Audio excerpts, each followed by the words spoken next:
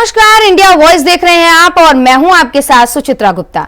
वक्त हो चला है रिपोर्टर लाइव का, जहां पर दिन भर की तमाम बड़ी खबरें हमारे संवाददाता सीधा ग्राउंड जीरो से आप तक पहुंचाते हैं।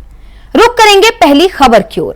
खबर लखनऊ से है, जहां पोस्टर वॉर का सीरीज खत्म होने का नाम नहीं ले रहा। अब क्या कुछ इस मामले पर पूरा अपडेट है और कहां ये पोस्टर वॉर हो रहा है, इसके बारे में तमाम जानकारी दे रहे हैं हमारे सहयोगी मोहम्मद अमान। राजधानी लखनऊ में एक बार फिर से पोस्टर वार देखने को मिला है। आपको बता दें, राजधानी लखनऊ के समाजवादी के प्रदेश कार्यालय के बाहर फिर से होल्डिंग लगी है। होल्डिंग वार लगातार जारी है। कभी बीजेपी की तरफ से होल्डिंग लगाई जाती है तो कभी जवाब में सपा की तरफ से होल्डिंग लगाई जाती है। इस बार सपा के पूर्व वार्ड अध्यक्ष अजीत की तरफ से होल्डिंग लगाई गई, ना बटेंगे ना कटेंगे, एक रहेंगे। इस तरह से लगातार होल्डिंग वॉर चल रहा है। बीजेपी के बटेंगे तो कटेंगे होल्डिंग वार के बाद से लगातार सपा की तरफ से जवाबदेही होल्डिंग के माध्यम से की जा रही है। आपको बता दें, राजधानी लखनऊ में जो उपचुनाव है, उपचुनाव को लेकर लगातार जो होल्डिंग की तरफ से जवाबदेही चल रही है। जिस तरह से बीजेपी होल्डिंग लगाती है और बीजेपी होल्डिंग लगाने के बाद उसका जो जवाब होता है वो जवाब सपा की तरफ से होल्डिंग लगा के दिया जाता है। कभी उसके वार्ड अध्यक्ष होल्डिंग लगाते हैं तो कभी सपा के प्रवक्ता लगाते हैं तो कभी सपा के वरिष्ठ नेता। आज इन राजधानी में होल्डिंग वार देखने को मिल रहा है। आज भी राजधानी में प्रदेश कार्यालय के बाहर, सपा के प्रदेश कार्यालय के बाहर एक होल्डिंग लगी है जो लगातार चर्चा का विषय बनती नजर आ रही है। लखनऊ से मोहम्मद अमान, इंडिया वॉइस। वहीं अगली खबर देहरादून से है, जहां देश में वन्य जीव अंगों की अवैध तस्करी में लिप्त तस्करों की अवैध गतिविधि की रोकथाम और धरपकड़ के लिए पुलिस महानिदेशक अभिनव कुमार द्वारा एसटीएफ की कार्रवाई करने के निर्देश दिए गए। और इस खबर पर ज्यादा जानकारी दे रहे हैं हमारे सहयोगी धनराज गर्ग।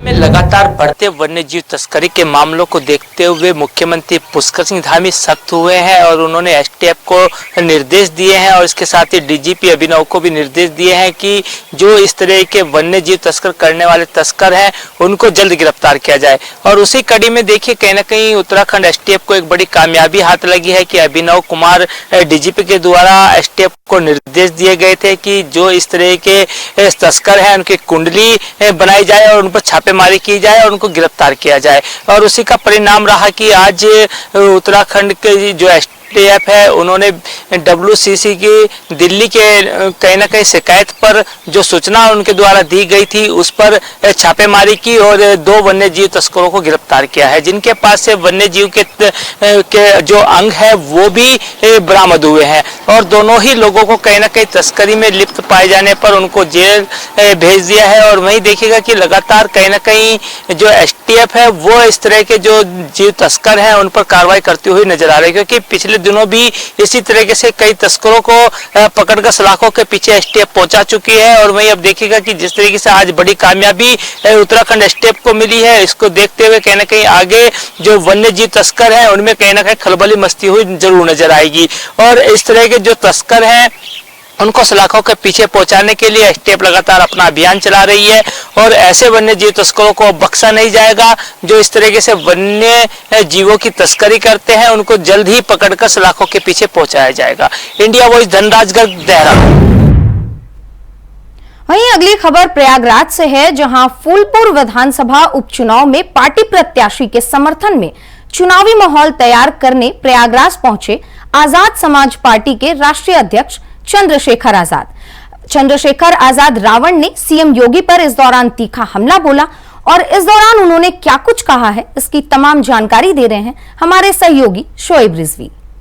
पार्टी के राष्ट्रीय अध्यक्ष चंद्रशेखर आज संगम नगरी प्रयागराज आए थे। दरअसल वो जो 9 विधानसभा के चुनाव हो रहे हैं उसमें अपनी पार्टी के प्रत्याशियों को जिताने की कोशिश करने के लिए कार्यकर्ताओं से मिल रहे। इसी कड़ी में उन्होंने न सिर्फ उत्तर प्रदेश की सरकार पर बल्कि केंद्र की सरकार पर भी हमला बोला। साथ ही साथ उन्होंने ये भी कहा है कि जिस तरह का नारा भाजपा दे रही है वो कहीं ना कहीं आपस में लड़ाने का काम कर रही है। साथ ही साथ उन्होंने ये भी कहा है कि कोई पार्टी से उनका मुकाबला नहीं है, वो छोटी पार्टी और बड़ी पार्टी में विश्वास नहीं करते हैं। बहुजन समाज का कभी गढ़ हुआ करता था प्रयागराज और इसीलिए उनको उम्मीद है कि उनकी पार्टी एक बहुत अच्छा परफॉर्मेंस करेगी।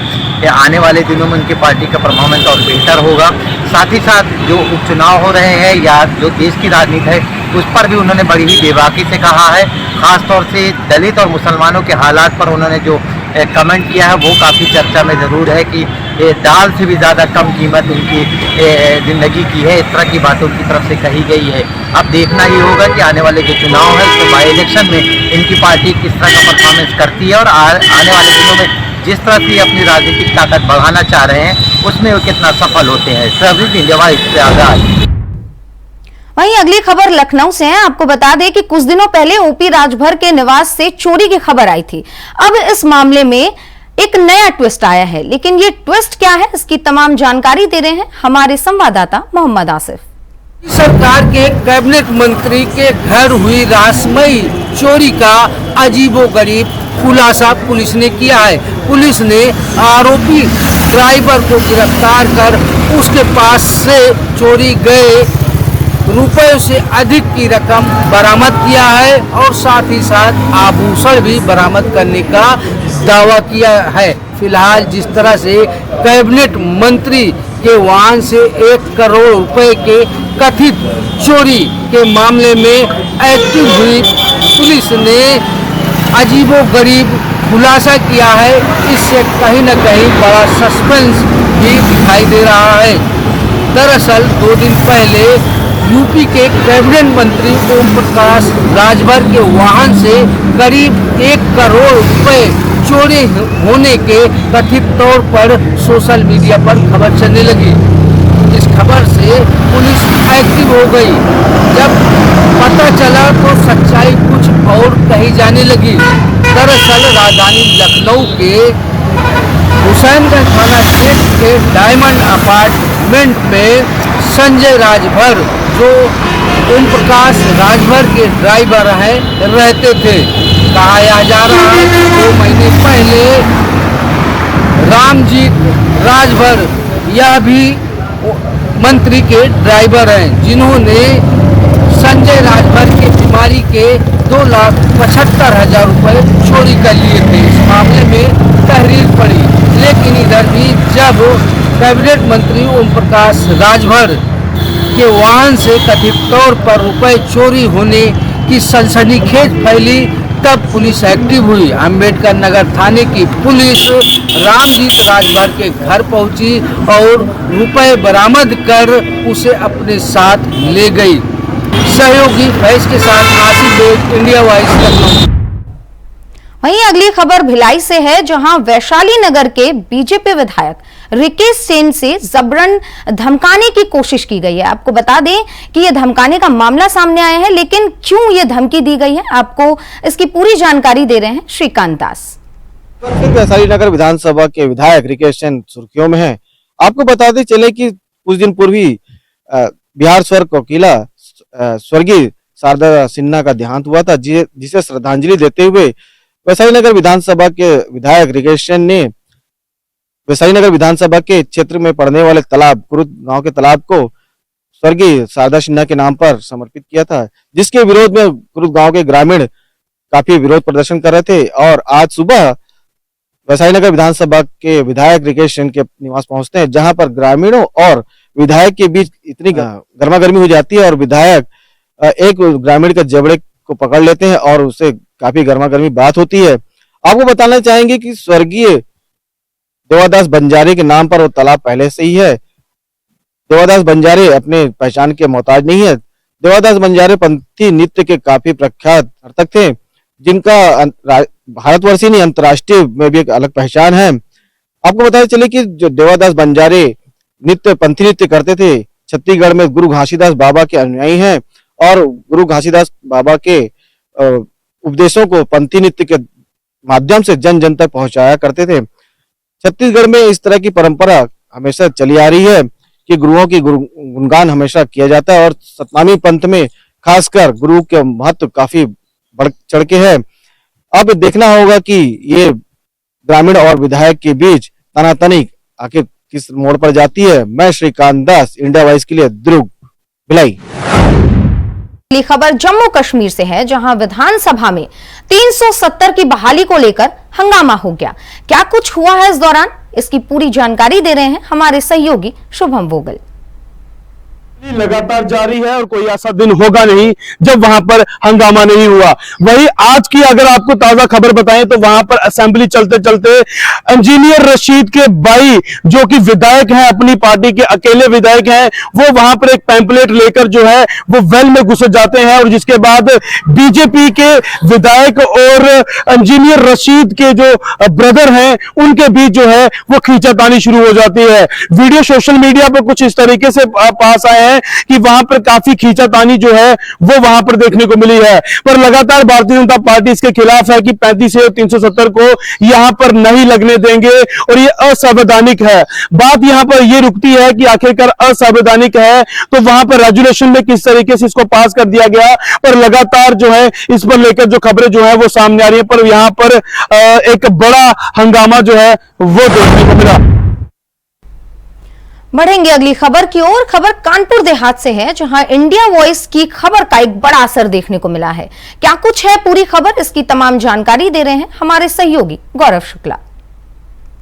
आपको हुआ इंडिया वॉइस की खबर का बड़ा असर। विद्युत संविदा कर्मी की मौत के मामले में विद्युत विभाग के 3 अधिकारियों पर दर्ज हुआ गैर इरादतन हत्या का मामला। आपको बता दें पूरा मामला सिकंदरा तहसील क्षेत्र के राजपुर कस्बे का है, जहां पर बीते मंगलवार को एक लाइनमैन की मौत हो गई थी। जिस पूरे मामले में उनके परिजनों ने जाम लगाकर अधिकारियों पर कार्रवाई की मांग की थी और इंडिया वॉइस ने इस खबर को प्रमुखता से दिखाया था, जिसके बाद पुलिस का एक्शन देखने को मिला और विद्युत विभाग के जेई एक्शियन और एसडीओ के खिलाफ गैर इरादतन हत्या का मामला दर्ज हुआ, क्योंकि लाइनमैन मनोज कुमार फॉल्ट की सूचना पर मौके पर पहुंचा और शटडाउन लेने के बाद जैसे ही विद्युत पोल पर चढ़ा तो विभाग के द्वारा लाइन सप्लाई को चालू कर दिया गया और वह करंट की चपेट में आ गया और उसकी दर्दनाक मौत हो गई। एक हृदय विदारक वीडियो भी लाइव वायरल हुआ, जिसे देखकर लोगों के रोंगटे खड़े हो गए, क्योंकि विद्युत का करंट इतना पावरफुल था कि मनोज का शरीर 4 टुकड़ों में बट गया। जिसने भी यह घटना देखी वह आक्रोशित हो गया विभाग के खिलाफ और उसका हृदय भी डोल गया। फिलहाल इंडिया वॉइस की खबर का असर देखने को मिला और विभाग के 3 अधिकारियों के खिलाफ गैर इरादतन हत्या का मामला दर्ज हुआ है। कानपुर देहात से गौरव शुक्ला, इंडिया वॉइस। तो दिल्ली में बढ़ते प्रदूषण के बाद दिल्ली सरकार अब सख्त नजर आ रही है। आपको बता दें कि पराली जलाने को लेकर दिल्ली सरकार अब अपना शिकंजा और कस रही है। क्या कुछ है इस खबर पर पूरी जानकारी, इसकी जानकारी आपको दे रहे हैं हमारे सहयोगी कमल किशोर। पर अब 30,000 रुपए तक का जुर्माना लगेगा। सुप्रीम कोर्ट की सख्ती के बाद केंद्र ने पेनल्टी के डबल कर दिए। बता दें कि केंद्र ने पराली जलाने पर जुर्माने का 2 गुना कर दिया है। नए नियम के गए सख्त फैसले के मुताबिक 2 एकड़ से कम जमीन वाले किसानों को 5,000 रुपये, 2 से 5 एकड़ जमीन वाले को किसानों को 10,000 रुपये और 5 एकड़ से अधिक जमीन वाले को किसानों को पराली जलाने पर 30,000 रुपये का जुर्माना देना होगा।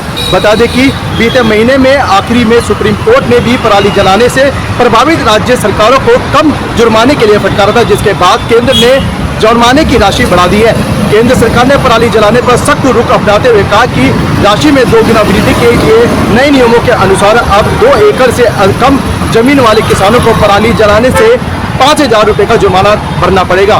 वहीं 2 से 5 एकड़ वाले किसानों को 10,000 रुपये और 5 एकड़ से अधिक जमीन किसान वालों को 30,000 रुपये का जुर्माना लगाया जाएगा। वीडियो जर्नलिस्ट के साथ मैं कमल किशोर, इंडिया वॉइस, दिल्ली। अगली खबर प्रयागराज से है, जहां अखाड़ों के 2 धड़ों के बीच जमकर मारपीट हो गई। लेकिन क्यों हुई है ये मारपीट, क्या है इसका कारण, इसकी तमाम जानकारी दे रहे हैं हमारे सहयोगी शोएब रिजवी। जनवरी में लगने वाले कुंभ को लेकर के जहां बैठकों का दौर जारी है, वहीं आज अखाड़ों के 2 अलग गुट के बीच आपसी मतभेद हो गया। दरअसल जो प्राधिकरण का कार्यालय है वहां पर आज साधु संतों इकट्ठा हुए थे, एक बैठक होनी थी, भूमि आवंटन को लेकर के बातचीत होनी थी। उसी सिलसिले में दोनों गुट वहां पर पहुंचे थे और किसी बात को लेकर के दोनों तरफ से विवाद शुरू हो गया। विवाद इतना ज्यादा बढ़ा कि वो धक्का मुक्की और मारपीट में बदल गया। जो दोनों अखाड़े के जुड़े साधु संत हैं वो वहाँ मौजूद थे। हरिगिरी महाराज, रवीनपुरी महाराज जैसे बड़े साधु संत की मौजूदगी में जिस तरह से ये विवाद हुआ है वो अब कहीं ना कहीं जो अखाड़ों के बीच मतभेद है वो खुलकर सामने आ चुका है। दरअसल प्रशासनिक अमले ने आज एक बैठक बुलाई थी जिसमें मेले से जुड़े तमाम अधिकारी भी मौजूद थे, तमाम साधु संत मौजूद थे, दोनों अखाड़ों के साधु संत मौजूद थे और उसके बाद किसी बात को लेकर जो विवाद शुरू हुआ है वो हाथापाई में बदल गया। अब देखना ये होगा कि आने वाले दिनों में जो कुंभ का आयोजन है उससे पहले ही जिस तरह से साधु संत आपस में एक दूसरे से भिड़ रहे हैं, ऐसी स्थिति में आगे इनको कैसे समझाया बुझाया जाएगा। दोनों अखाड़े अपने अपने अलग अलग दावे कर रहे हैं। प्रशासनिक अपने के लिए एक बहुत मुश्किल चुनौती होगी जहां तमाम तैयारियों के साथ अब अखाड़ों के बीच जो मतभेद है उसको किस तरह से सुलझाएगा ये एक बड़ा सवाल उठ रहा है। Shoaib India wise, Prayagraj. खबरों में एक बार फिर से आगे बढ़ेंगे। वाराणसी से यह खबर है जहां भेलूपुर में हुए 5 हत्याओं का जिम्मेदार कौन है। पुलिस हत्या के गुत्थे सुलझाने में लगी है और कहां तक ये जांच पहुंचा है इसकी तमाम जानकारी दे रहे हैं हमारे सहयोगी धर्मेंद्र पांडे। में पिता पुत्र और बेटे के 5 लोगों की हत्या होने के 48 घंटे बीत जाने के बावजूद वाराणसी पुलिस अब तक खाली हाथ है। लगातार तफ्तीश का दौर पुलिस के द्वारा जारी किया है। वहीं दूसरी ओर कांग्रेस के प्रदेश अध्यक्ष अजय राय ने योगी सरकार पर कटाक्ष किया है। कहा है कि जहां योगी सरकार जीरो टॉलरेंस की बात करती है यूपी में, वहीं दूसरी ओर एक ही परिवार के पिता पुत्र और मां की हत्या कर दी जाती है, मगर सरकार अब तक जो है इस मामले को लेकर पूरी तरह फेल है। वहीं दूसरी ओर पुलिस के द्वारा इस मामले में छानबीन करते हुए अब तक जो है इस मामले में नौकरानी के अलावा उनके 2 भतीजों को जो है पूछताछ जारी कर रही है। खबर लखनऊ से है जहां सपा सांसद डिंपल यादव ने एक्स पर पोस्ट किया, लेकिन इस पोस्ट में ऐसा क्या है जो हम आपको इस खबर के जरिए बता रहे हैं, इसकी पूरी जानकारी आपको दे रहे हैं हमारे सहयोगी मोहम्मद आसिफ।